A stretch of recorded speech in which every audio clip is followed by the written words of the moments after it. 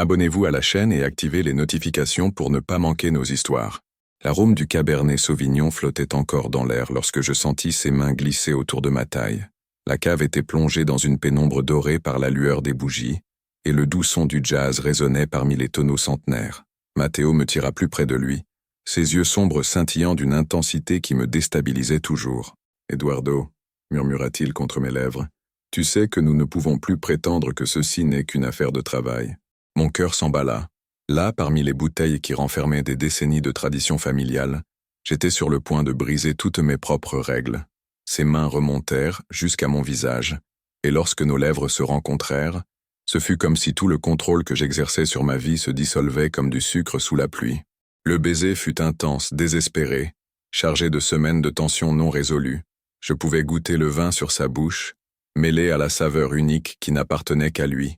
Mes mains se perdirent dans ses cheveux châtains, le tirant encore plus près, comme s'il était possible de nous fondre l'un dans l'autre à cet instant précis. « Ça va tout changer », murmurai-je lorsque nous nous séparâmes, notre souffle encore irrégulier. Il sourit, ce sourire espiègle qui me faisait remettre en question toutes mes certitudes. « Ça a déjà changé, Eduardo, depuis le premier jour. Je m'appelle Eduardo Beaumont, et à 32 ans, j'ai hérité non seulement des vignobles familiaux, mais aussi du poids d'une tradition s'étendant sur 5 générations.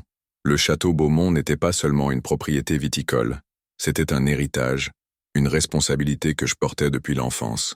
Chaque matin, en parcourant les rangées de vignes qui s'étendaient à perte de vue, je ressentais le poids des regards de mes ancêtres sur moi.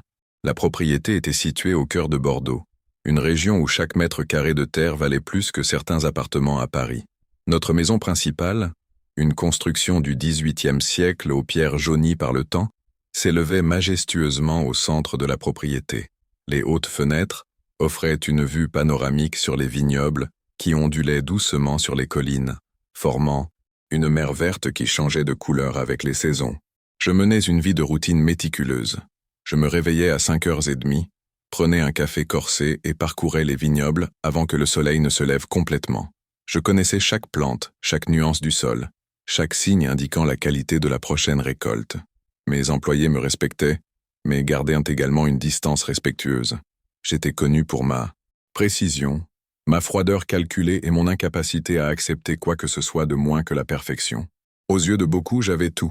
Le succès, l'argent, une propriété qui faisait l'envie de la région. Mais quelque chose me troublait profondément, quelque chose que je répugnais à admettre, même à moi-même. Nos vins, bien que techniquement parfaits, manquaient d'âme. Les critiques louaient notre constance mais ne parlaient jamais de passion, d'émotion, de cet indéfinissable qui transforme un bon vin en une expérience inoubliable. C'est pourquoi j'ai décidé d'embaucher un sommelier externe.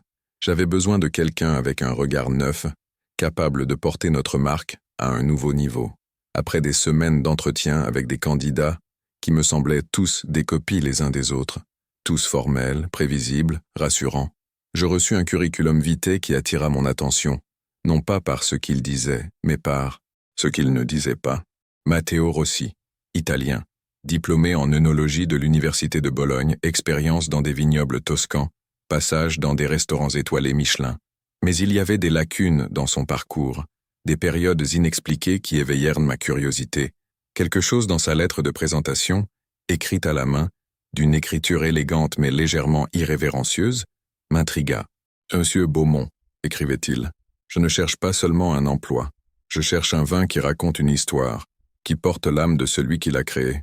Si c'est aussi ce que vous cherchez, peut-être devrions-nous discuter. » C'est ainsi que, par une matinée de septembre, alors que la brume dansait encore sur les vignobles, je vis un homme marcher sur le chemin de gravier menant à la maison principale.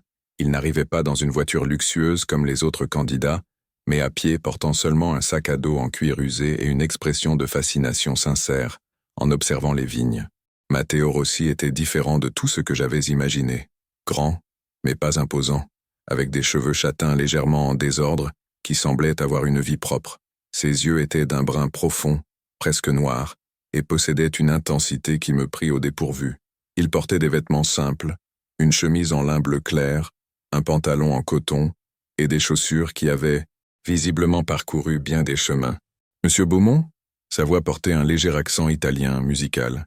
Lorsqu'il tendit la main pour me saluer, Je remarquai que ses paumes étaient légèrement calleuses, des mains qui connaissaient le vrai travail. « Vous devez être Matteo, » répondis-je, essayant de garder un ton professionnel. « Vous êtes arrivé tôt. » Il sourit, et ce sourire illumina tout son visage. Le meilleur moment pour découvrir un vignoble, c'est lorsqu'il s'éveille. Les plantes parlent plus fort le matin. Cette phrase me déconcerta. En toutes mes années à m'occuper des vignobles, je n'avais jamais entendu quelqu'un parler des plantes comme si elles étaient des êtres vivants avec leur propre personnalité. Mais il y avait une sincérité dans sa manière de le dire, qui me fit m'arrêter et vraiment écouter. « Voulez-vous un café avant de commencer ?» proposai-je plus par courtoisie que par réel intérêt à prolonger la conversation. « En fait, » dit-il en regardant les vignobles baignés par la lumière dorée du matin, « pourrions-nous marcher tout en discutant? J'aimerais découvrir votre terroir avant de parler affaires. » Terroir, le mot français qui décrit non seulement le sol, mais toute l'essence d'un lieu, le climat, la topographie, l'histoire, l'âme de la terre. La plupart des candidats parlaient de marketing, de vente, de positionnement de marque. Matteo voulait découvrir la terre. Nous marchâmes ensemble à travers les rangées de vignes, et je me surpris à l'observer plus qu'à parler. Il s'arrêtait souvent, touchait les feuilles avec délicatesse, humait l'air, s'accroupissait même pour examiner le sol entre ses doigts. Ce n'était pas une performance. Il y avait une révérence sincère dans ses gestes. « Vos raisins sont heureux », dit-il après quelques minutes, et je ne pus m'empêcher de rire. « Heureux? Oui. Regardez. » Il pointa une vigne à proximité. La façon dont les feuilles se courbent vers le soleil, comment les grappes se forment. Cette terre est bien entretenue, respectée, mais, il marqua une pause, fronçant légèrement les sourcils, mais, Matteo me regarda droit dans les yeux et je ressentis une étrange sensation dans l'estomac. Puis-je être honnête? J'acquiesçai, curieux et légèrement inquiet. Vos raisins sont heureux, mais ils ne sont pas amoureux. Cette phrase me frappa comme un coup de poing. Qu'est-ce que cela signifie? Il fit un large geste et je remarquai qu'il parlait avec tout son corps, une expression de passion sincère. Un vin techniquement parfait est comme une musique jouée sans erreur, mais sans âme. Vos raisins savent qu'ils sont bien soignés, mais ils ne ressentent pas la passion de celui qui les cultive. Ils ne ressentent pas l'amour. J'aurais dû être offensé. Toute ma vie, j'avais consacré chaque instant au vignoble. Comment un étranger osait-il suggérer que je n'aimais pas ma terre? Mais au lieu de la colère, je ressentis une pointe de reconnaissance. Cette lacune que je percevais dans nos vins, cette qualité indéfinissable qui manquait, était-ce cela? Était-ce l'amour? Et comment met-on de l'amour dans une vigne? Demandai-je, essayant de garder un ton sceptique. Matteo sourit à nouveau, et cette fois, je remarquai de petites rides autour de ses yeux, signe de quelqu'un qui riait souvent. C'est la question la plus importante de toutes, n'est-ce pas? Venez. Il commença à marcher vers une zone plus éloignée des vignobles, où les vignes poussaient de manière légèrement plus sauvage. Quand j'étais enfant à Montepulciano, mon nono, mon grand-père, avait un petit vignoble. Rien d'aussi grandiose que ceci. Il désigna l'immensité de la propriété Beaumont, mais il parlait à chaque plante comme à un ami cher. Nous nous arrêtâmes sous un arbre centenaire qui offrait une ombre généreuse. Matteo s'assit dans l'herbe sans cérémonie, et après un moment d'hésitation, je fis de même. Je pensais qu'il devenait vieux et un peu fou, poursuivit Matteo, ses yeux perdus dans des souvenirs lointains. Mais un jour, alors que j'avais environ 16 ans, il m'a appelé pour goûter 2 vins, l'un fait avec des raisins d'un vignoble commercial de la région techniquement parfait, l'autre fait avec les raisins de son petit terrain. Il marqua une pause, ramassant une feuille tombée et la faisant tourner entre ses doigts. La différence était indescriptible. Le premier vin était correct, agréable, sans défaut. Le second était une histoire. Je pouvais sentir le soleil de Toscane, la terre rouge, les matins brumeux, mais surtout, je pouvais sentir l'amour de mon grand-père dans chaque gorgée. Je regardais Matteo pendant qu'il parlait, et quelque chose dans son expression me toucha profondément. Il y avait une vulnérabilité dans sa voix lorsqu'il mentionnait son grand-père, une tendresse qui contrastait avec son apparence décontractée. « Et votre grand-père fait-il encore du vin ?» demandai-je doucement.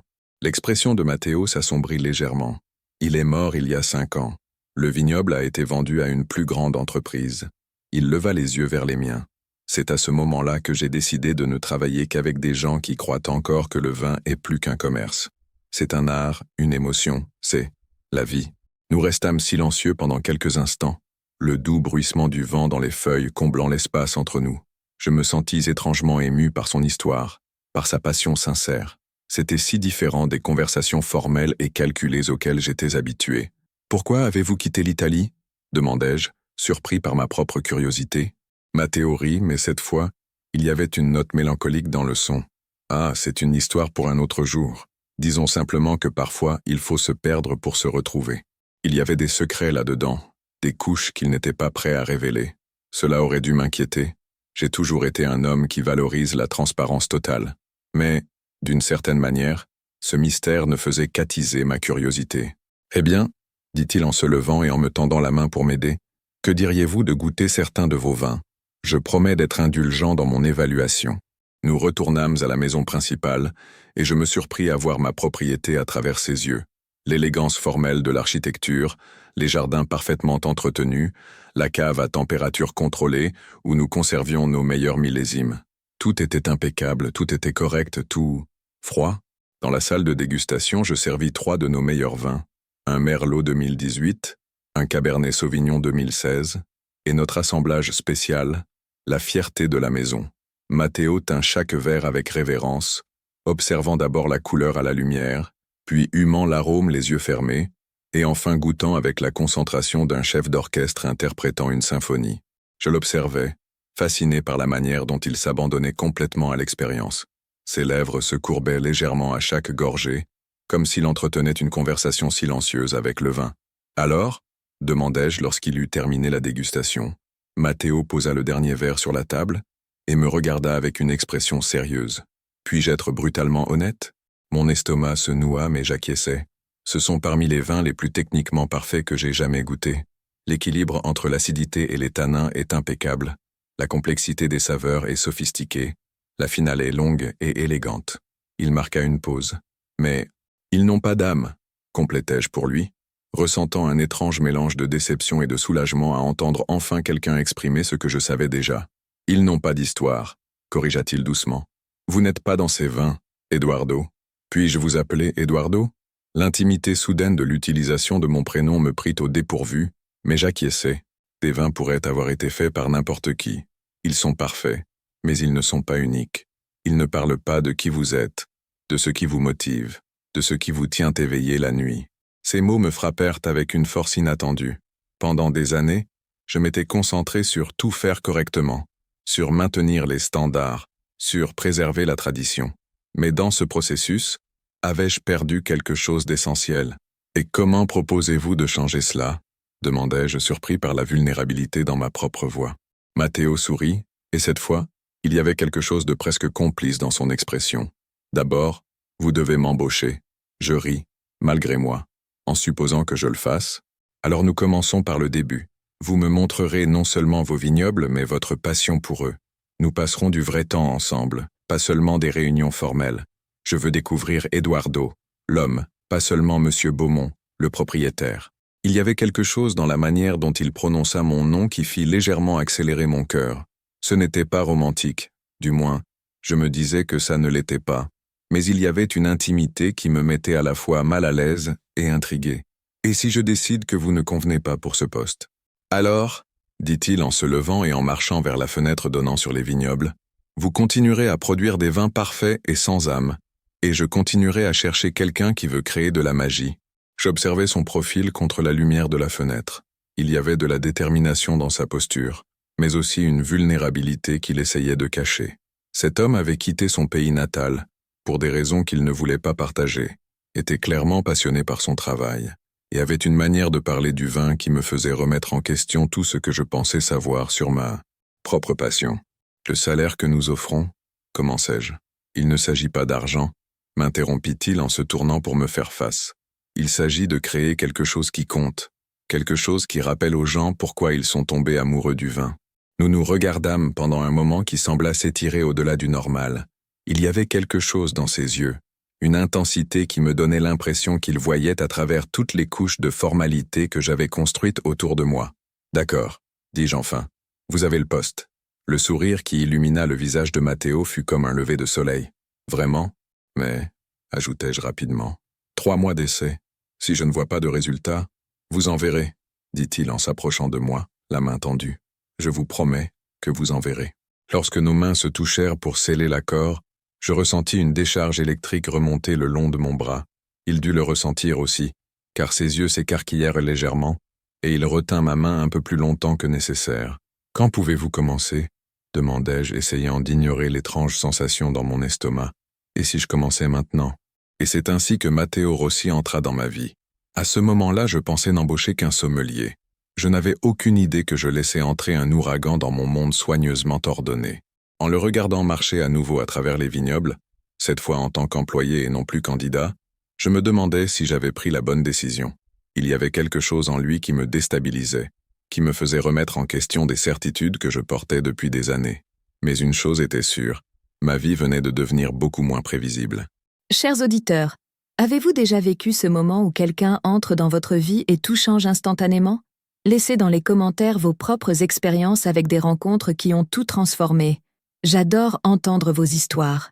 Les premiers jours avec Matteo furent comme essayer de dompter une tempête.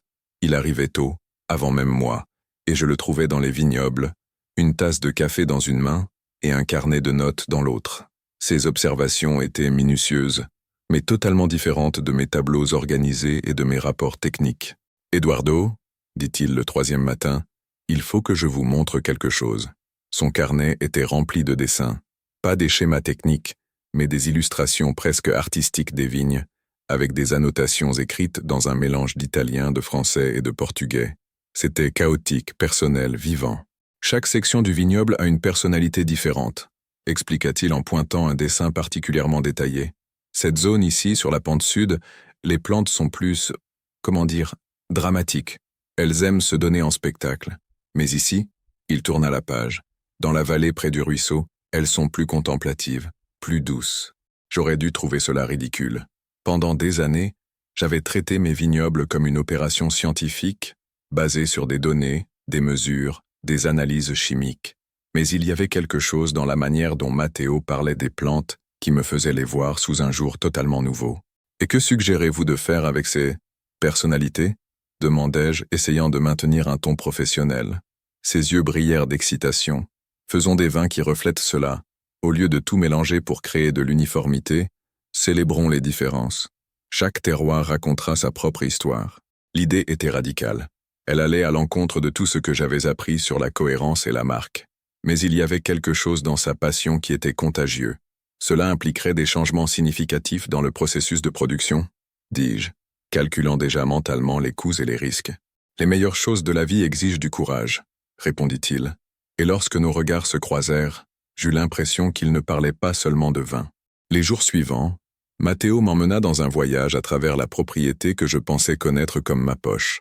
Il me montra des nuances que je n'avais jamais remarquées, la manière dont la lumière du matin frappait différemment chaque colline, comment l'odeur de la terre changeait après la pluie, comment certaines vignes semblaient en plus vibrantes que d'autres. « Regardez ici », dit-il un après-midi particulièrement chaud, s'accroupissant près d'une vigne ancienne. « Cette plante a au moins 50 ans. Regardez ses racines. » Il guida ma main vers le sol, et lorsque nos doigts se frôlèrent en touchant la terre, je ressentis un frisson me parcourir l'échine. S'il le remarqua, il n'en montra rien. « Des racines profondes signifient des saveurs plus complexes, » poursuivit-il, ses mains encore proches des miennes. « Ce raisin aura une intensité que les plantes plus jeunes ne peuvent pas atteindre. » Nous nous relevâmes simultanément et pendant un instant, nous fûmes très proches. Je pouvais sentir la chaleur émanant de son corps, l'odeur subtile de sa peau mêlée à celle de la terre et des feuilles. Mon cœur s'accéléra d'une manière qui n'avait rien à voir avec l'effort physique. « Eduardo, dit-il doucement, vous le sentez, n'est-ce pas ? » Pendant un moment terrible et merveilleux, je pensais qu'il parlait de la tension entre nous, mais je réalisais qu'il pointait les raisins. « Sentir quoi ?» demandai-je, la voix légèrement rauque. « L'énergie. Cette section de la propriété a quelque chose de spécial. C'est ici que nous devrions commencer notre expérience. » Ce mot, la nôtre, résonna dans mon esprit pour le reste de la journée. Quand Matteo parlait des projets, il utilisait toujours des pronoms inclusifs, comme si nous formions déjà une équipe établie depuis des années. Au fil des semaines, notre routine s'installa naturellement. Les matins à marcher dans les vignobles, les après-midi dans la cave à discuter des procédés, les soirées à goûter des vins d'autres régions que Matteo apportait pour éduquer mon palais. Il s'était installé dans une petite maison sur la propriété, initialement construite pour le contremaître, et je me surprenais souvent à regarder par la fenêtre de mon bureau vers les lumières allumées chez lui. Une nuit, Alors que nous travaillions tard dans la cave, préparant des échantillons pour un nouvel assemblage expérimental, Matteo commença à raconter des histoires de ses voyages. Sa voix avait une qualité hypnotique lorsqu'il décrivait des vignobles en Argentine, des caves en Espagne, de petits producteurs en Nouvelle-Zélande. « Avez-vous déjà pensé à voyager » demanda-t-il soudain. « Je veux dire, pour découvrir d'autres vignobles ?»« Je n'ai jamais eu le temps, » répondis-je, réalisant à quel point cela sonnait pathétique.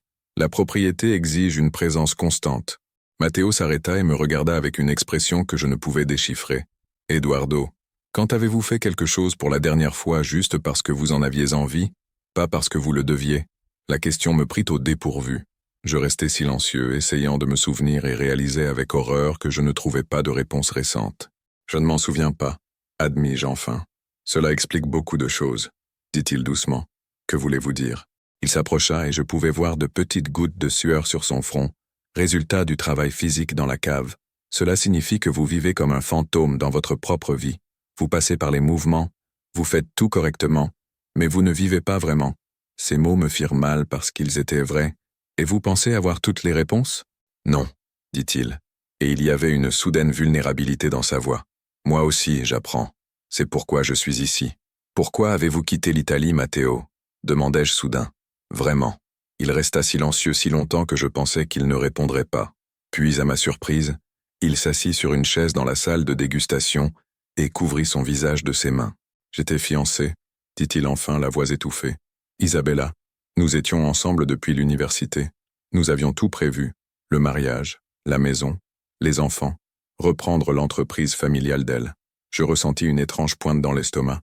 De la jalousie ? Non, ce serait ridicule. Que s'est-il passé ? Demandai-je, m'asseyant sur la chaise à côté. Je me suis réveillé un matin 3 semaines avant le mariage, et j'ai réalisé que je vivais la vie que les autres attendaient de moi, pas celle que je voulais.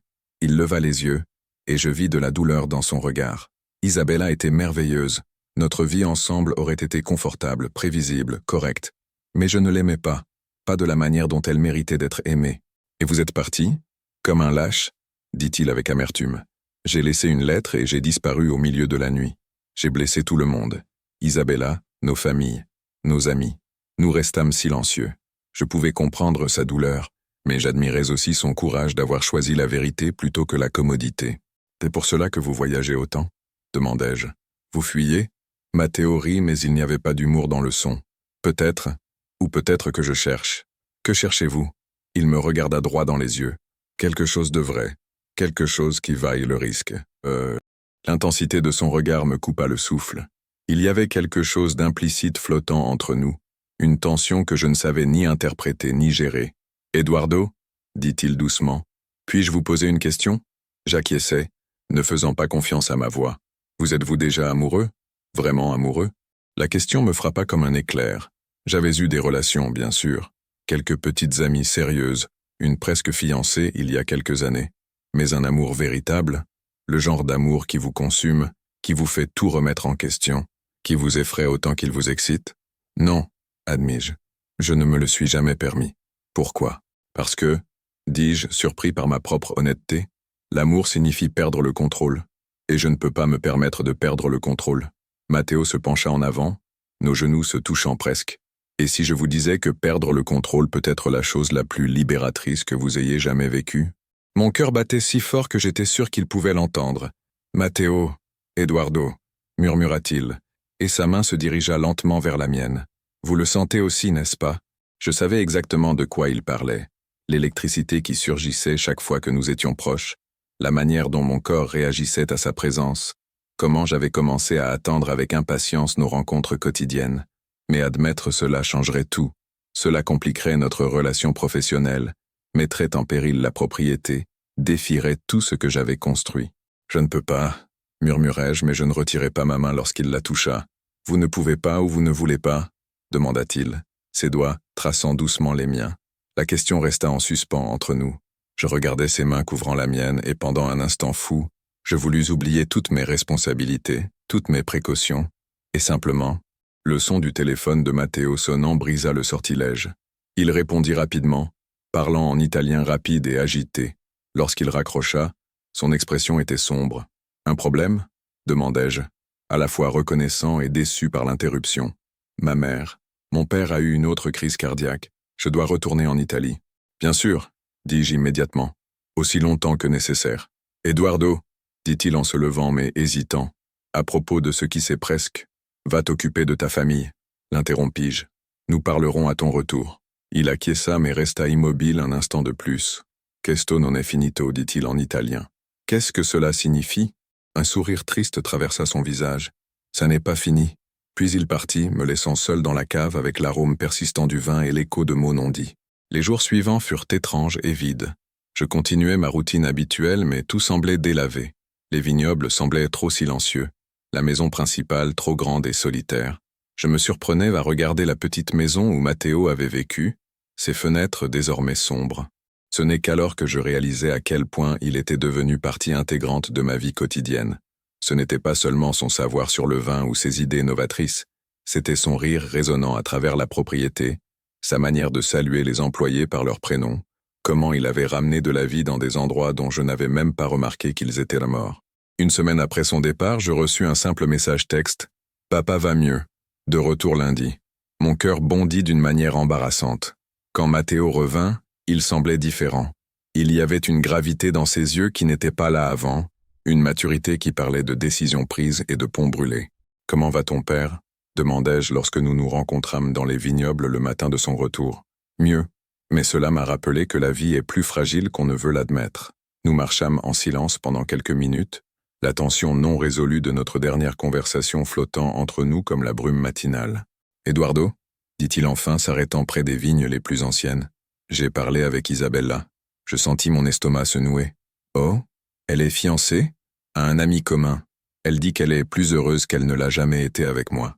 Il sourit et cette fois, il y avait une paix sincère dans son expression.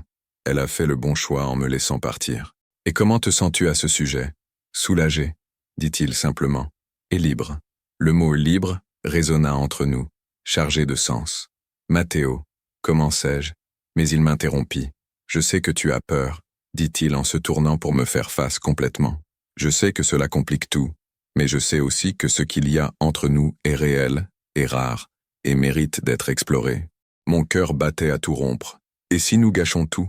La propriété, notre travail, notre... Et si nous ne gâchons rien? M'interrompit-il. Et si c'est exactement ce que nous cherchions tous les deux sans le savoir? Nous nous regardâmes, et j'eus l'impression d'être au bord d'un précipice. Un pas en avant changerait tout. Il n'y aurait pas de retour en arrière. « Eduardo » murmura Matteo, s'approchant lentement. Parfois, le plus grand courage est de permettre à quelque chose de beau de se produire. Ses mains montèrent à mon visage, et lorsque nos lèvres se rencontrèrent enfin, ce fut comme si le monde entier prenait sens pour la première fois. Le baiser fut doux, au début, hésitant, mais lorsque je répondis, il s'approfondit en quelque chose d'urgent et de nécessaire. Je pouvais sentir des années de contrôle rigide se dissoudre, remplacées par quelque chose de sauvage et de libre que je ne savais même pas exister en moi. Ses mains étaient dans mes cheveux, et les miennes sur sa taille, le tirant plus près comme s'il était possible de nous fondre l'un dans l'autre là, au milieu des vignes. Quand nous nous séparâmes, nous respirions tous les deux lourdement. « Mon Dieu » murmurai-je. « Je sais » dit-il en souriant. « Maintenant tu comprends pourquoi je n'ai pas pu arrêter de penser à toi pendant que j'étais parti? Matteo, ça change tout. J'espère bien, dit-il, embrassant doucement mon front, parce que je ne veux plus vivre une vie à moitié. » En rentrant à la maison, nos mains entrelacées, je savais que j'avais franchi une ligne sans retour. Ma vie soigneusement contrôlée venait de devenir merveilleusement imprévisible, et pour la première fois depuis des années, j'étais véritablement vivant. Cher auditeur, avez-vous déjà vécu ce moment où vous découvrez que ce que vous redoutiez le plus était exactement ce dont vous aviez le plus besoin? Parfois, l'amour arrive quand on s'y attend le moins et transforme tout. Partagez vos histoires de transformation dans les commentaires. J'aime savoir comment l'amour a changé vos vies.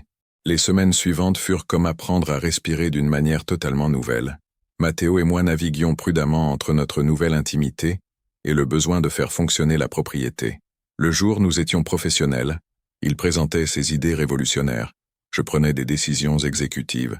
Mais lorsque le soleil se couchait et que les employés partaient, nous devenions simplement Eduardo et Matteo, deux hommes découvrant quelque chose que ni l'un ni l'autre n'avaient prévu de trouver. Nos soirées devinrent précieuses. Nous dînions ensemble dans la cuisine de la maison principale, parlant de tout et de rien. Matteo cuisinait des plats simples mais délicieux, des assaisonnements qui transformaient des ingrédients basiques en petits miracles. Il parlait avec les mains, gesticulant de manière dramatique en racontant des histoires de ses voyages, et je me surprenais à rire plus que « Je ne l'avais fait depuis des années. » « Tu sais, » dit-il une nuit alors que nous faisions la vaisselle côte à côte, « je ne t'ai jamais vu vraiment détendu jusqu'à récemment. »« Comment ça ?» demandai-je en lui passant une assiette à essuyer. « Tu portais toujours le poids du monde sur tes épaules. Maintenant, » il marqua une pause, étudiant mon visage. « Maintenant, tu sembles plus léger, plus toi-même. » Ces mots me touchèrent profondément. C'était vrai, j'avais l'impression de me découvrir après des années à vivre une version diminuée de moi-même. « C'est grâce à toi, » admis-je doucement. Matteo sourit, ce sourire qui illuminait tout son visage. Nous nous découvrons tous les deux à mort. Le mot italien, amour, me donna des frissons dans le dos. Nous nous habituions encore à ce nouveau langage d'intimité, et chaque mot affectueux était une petite révolution. Notre premier projet ensemble prenait forme.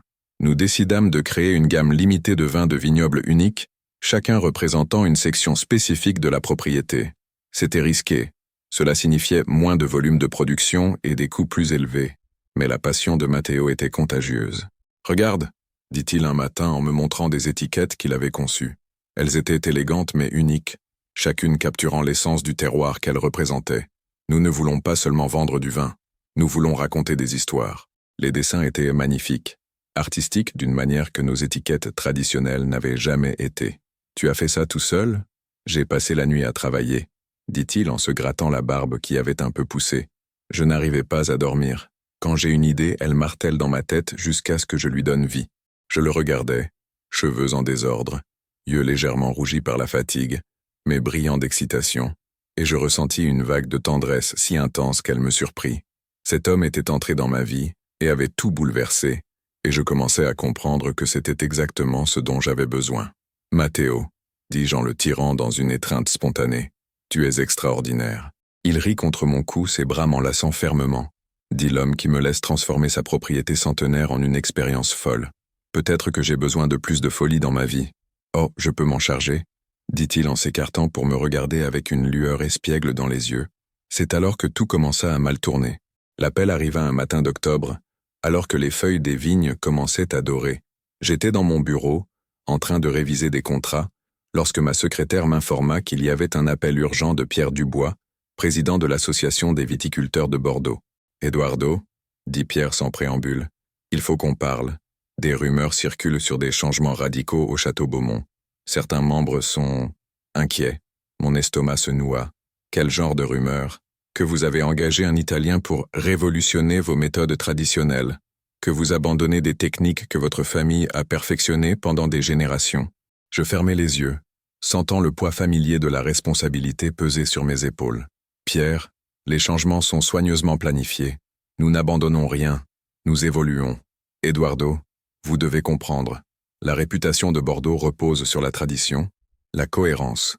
Quand une propriété de votre calibre commence à faire des expériences radicales, cela affecte toute la région. » Après avoir raccroché, je restais assis en silence, sentant le poids des attentes familiales presser ma poitrine.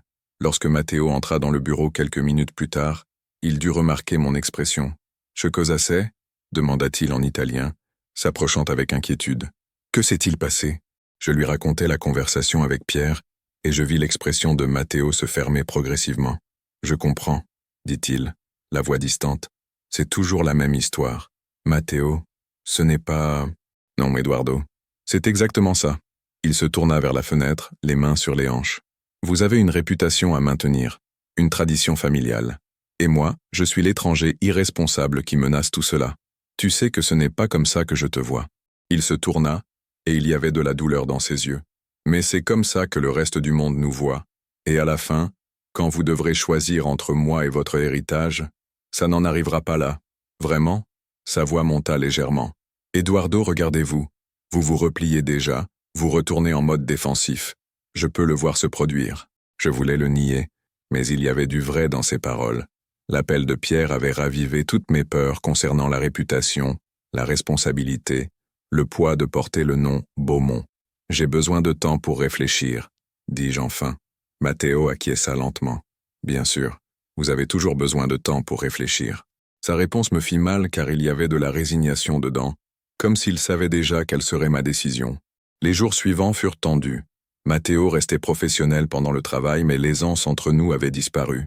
Les soirées que nous passions ensemble devinrent des exercices de politesse courtoise. Il recommença à dîner seul dans sa petite maison, et je me surprenais à regarder les lumières de ses fenêtres avec un vide croissant dans la poitrine. La situation empira lorsqu'un visiteur inattendu arriva. Marcel Beaumont, mon oncle, se présenta un matin accompagné de 2 autres membres du conseil de l'association. Marcel était le gardien officieux de la tradition familiale, un homme de 70 ans qui avait consacré sa vie à préserver la bonne manière de faire les choses. « Eduardo, dit-il, saluant à peine Matteo lorsque je le présentai, nous devons avoir une discussion sérieuse. » Dans la salle de réunion, Marcel alla droit au but. Cet Italien est en train de détruire tout ce pourquoi notre famille a travaillé. Les étiquettes qu'il a conçues sont une aberration. Ces techniques n'ont aucun précédent dans notre tradition. Marcel, commençai-je, les résultats préliminaires sont exceptionnels.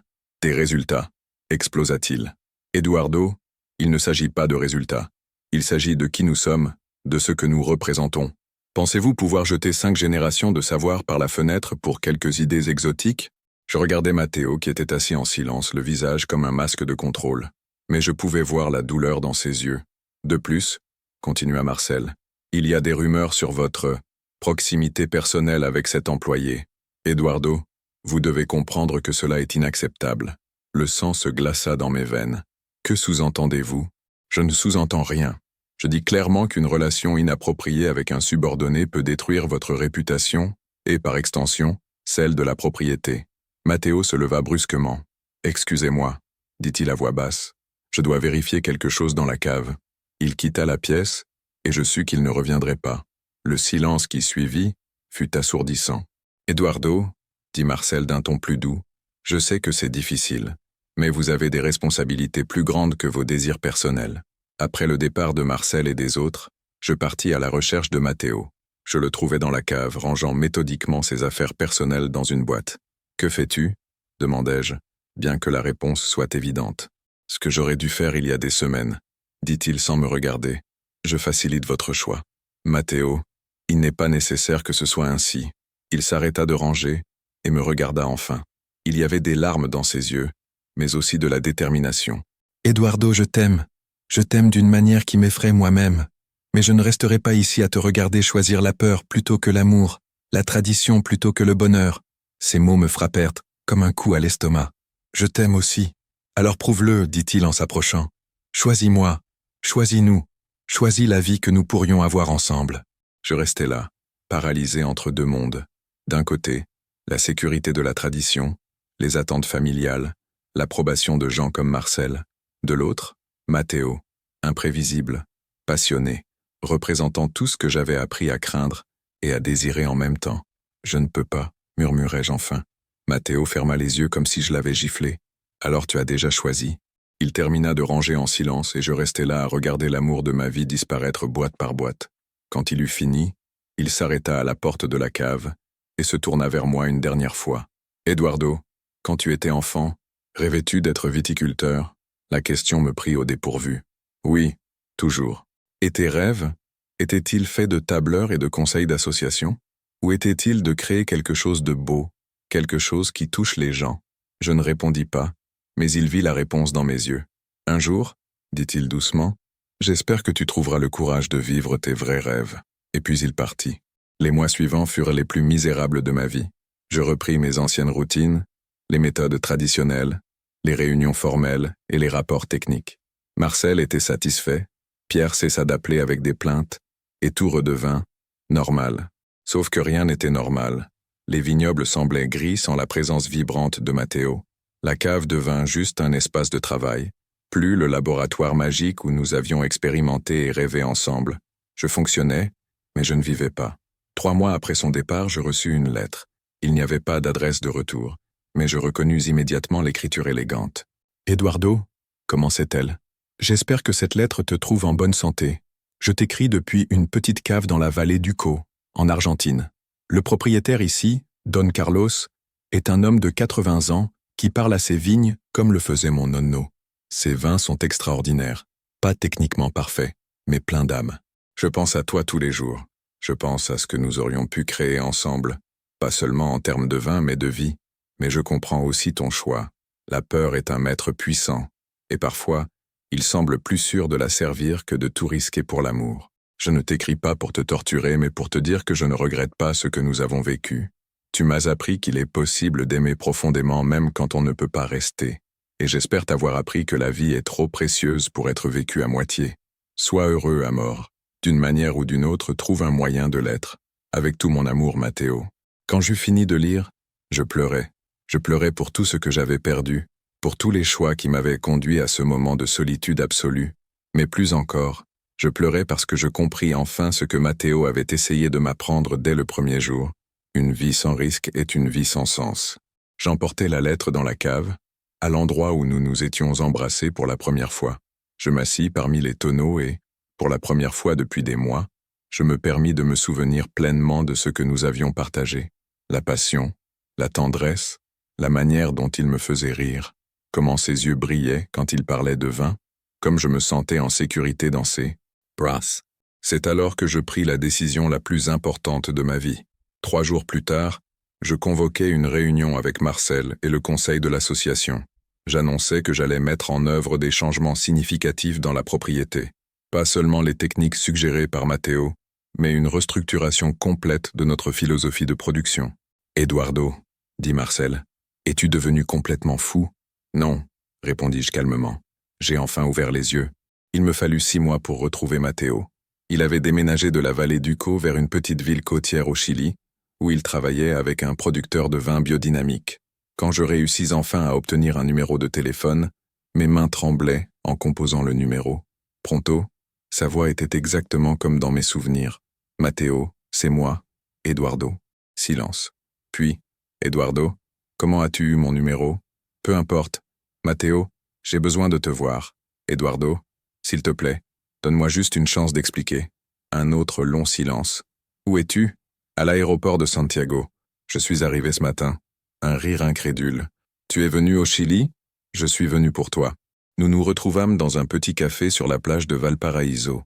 Matteo arriva en premier, et quand je le vis assis à une table dans un coin, mon cœur s'arrêta presque.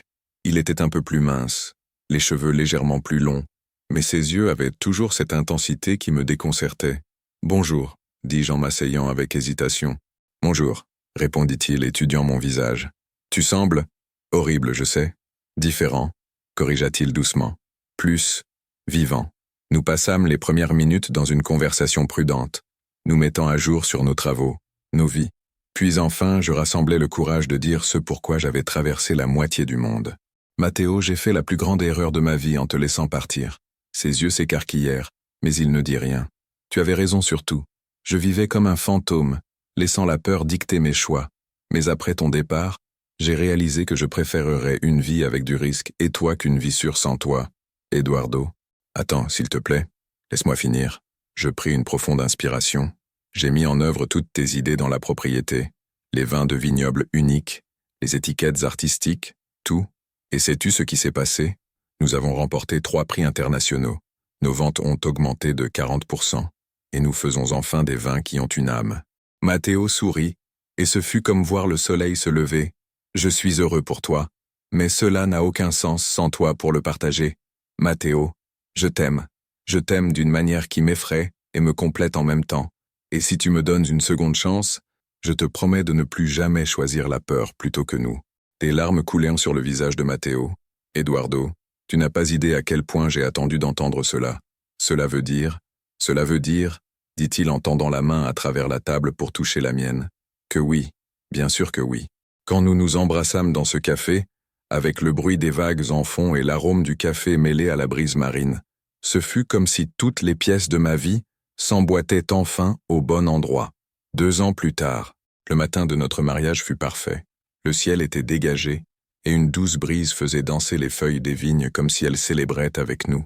Nous avions décidé de tenir la cérémonie dans la propriété, parmi les rangées de raisins qui avaient été témoins de notre première rencontre.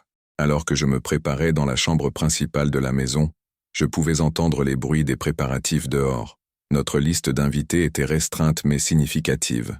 Des employés de la propriété devenus une famille, quelques amis proches, et à ma surprise et ma joie, même Marcel avait décidé d'assister. « Prêt, Amore ?»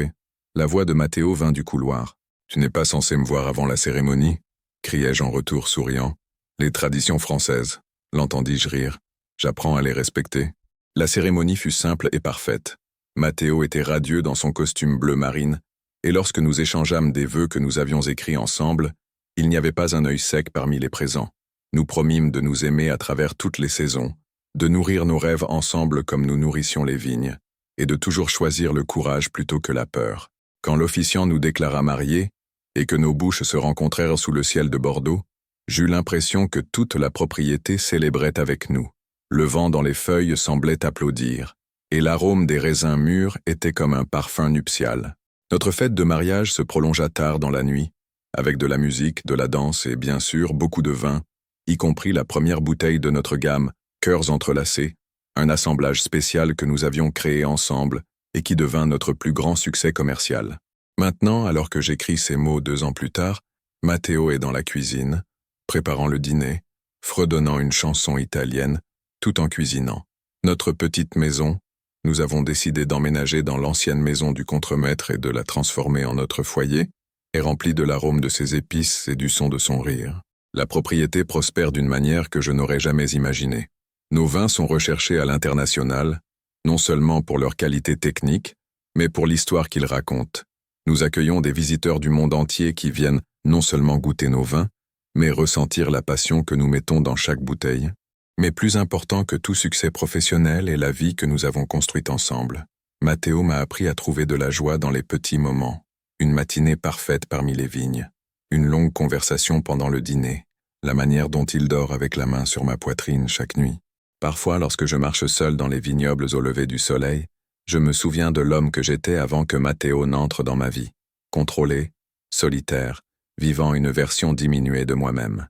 Et je suis reconnaissant d'avoir trouvé le courage de choisir l'amour plutôt que la peur, la passion plutôt que la sécurité. Comme Matteo le dit toujours, les meilleurs vins, comme les meilleurs amours, ont besoin de temps, de patience et de courage pour mûrir. Et ici, parmi les vignobles de Bordeaux, sous des étoiles, qui ont été témoins de générations d'histoires d'amour, nous avons construit quelque chose qui est véritablement à nous. Notre histoire, comme notre vin, ne fait que s'améliorer avec le temps.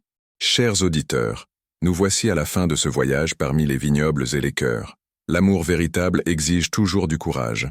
Le courage de prendre des risques, de changer, de choisir le bonheur plutôt que la sécurité. J'espère que l'histoire d'Eduardo et Matteo vous inspirera à embrasser vos propres moments de courage. Laissez dans les commentaires. Quel changement feriez-vous dans votre vie si vous aviez tout le courage du monde? Vos histoires m'inspirent autant que j'espère vous avoir inspiré. À la prochaine histoire.